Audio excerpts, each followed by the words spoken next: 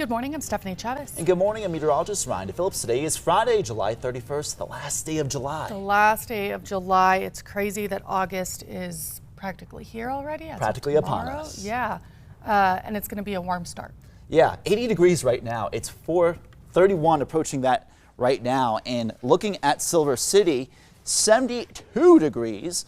And we'll be watching out for thunderstorms eventually ahead in the forecast, even not just in east New Mexico and south central New Mexico, but southwest New Mexico. Right now, mostly clear, some celestial objects in the night sky likely for many areas in southwest areas. Some clouds around 72 degrees there. Again, 50% humidity in Silver City. A few leftover storms dancing around the Gila National Forest and the Magdalena Mountains, but humidity values for many in the Rio Grande Valley and the low elevations below 50%. Storms dancing around Raton and Clayton this morning. Humidity values above 70% for some areas. Albuquerque, we are drier, warmer this morning. 100 degrees yesterday, the 5th day of triple-digit heat this season so far. Today, another triple-digit day likely.